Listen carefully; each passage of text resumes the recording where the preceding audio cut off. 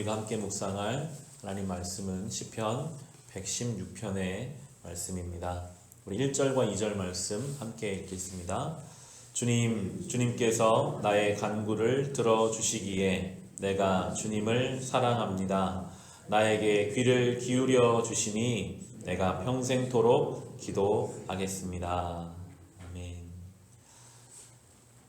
살아계신 하나님이 나의 기도를 들어주신다 하는 것을 경험한 사람은요, 평생 기도할 수밖에 없습니다. 하나님이 나에게 귀를 기울여 주신다라는 것을 아는 사람은 기도하지 말라고 해도 그는 평생 주님 앞에 기도하며 그 길을 살아갈 것입니다.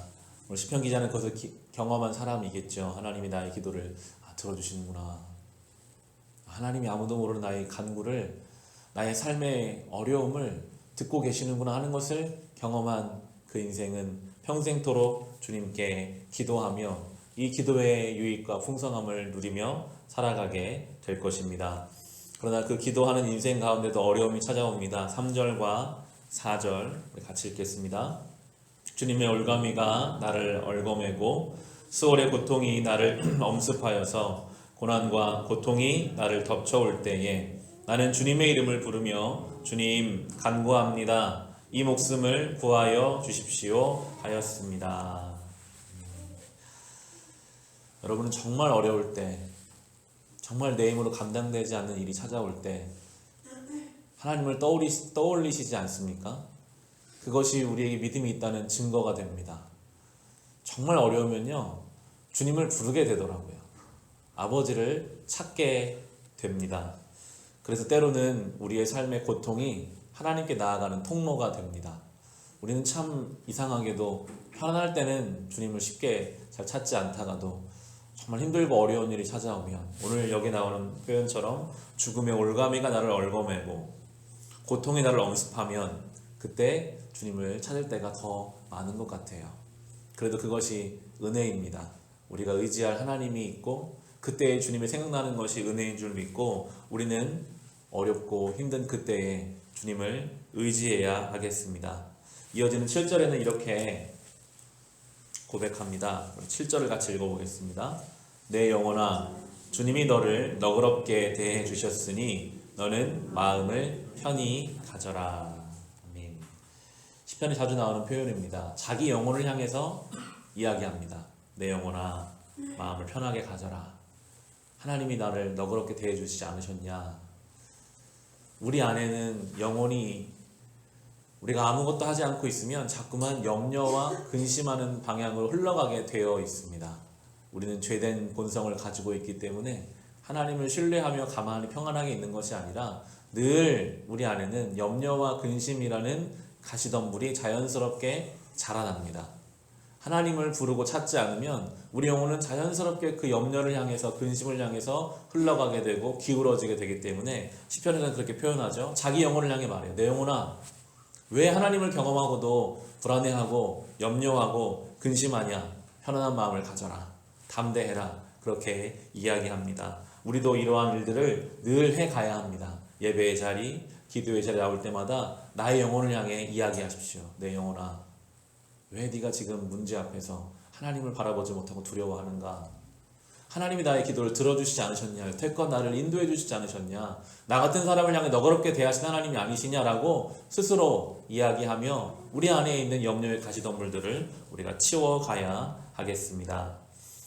이어지는 8절부터 우리 10절도 같이 한번 읽어보겠습니다. 주님께서 내 영혼을 죽음에서 건져주시고 내 눈에서 눈물을 거두어 주시고 내 발이 비틀거리지 않게 하여 주셨으니 내가 살아있는 동안 주님 보시는 앞에서 살렵니다. 내 인생이 왜 이렇게 고통스러우냐 하고 생각할 때에도 나의 믿음은 흔들리지 않았습니다. 아멘.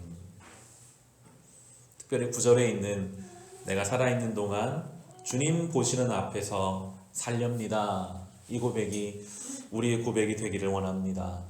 그럼 우리는 주님 앞에 서서 살아가는 사람들입니다.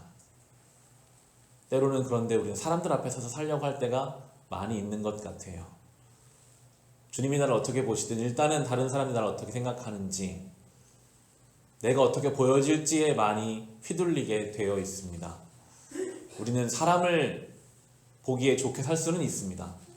모든 사람을 다 그렇게 보이게 할 수는 있으나 정작 우리는 하나님 앞에서 우리의 모습이 어떤지는 하나님이 우리를 분명히 알고 계시기 때문에 늘 그것을 신경 쓰며 살아가야 합니다. 내가 내리는 결정, 내가 하는 말 한마디, 그것이 오늘도 하나님 앞에서 하는 말이고 하나님 앞에서 하는 결정임을 우리가 생각해야 하겠습니다. 여러분, 다른 사람들이 나를 조금 오해해도 큰 문제는 없어요. 하나님 앞에서만 제대로 서 있으면 상관없습니다. 하나님이 다 갚아주시고 하나님이 다 모든 문제를 풀어가실 것입니다.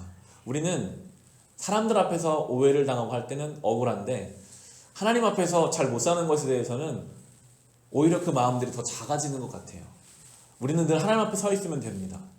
누가 나를 어떻게 이야기하든 나는 오늘도 주님 앞에 살렵니다.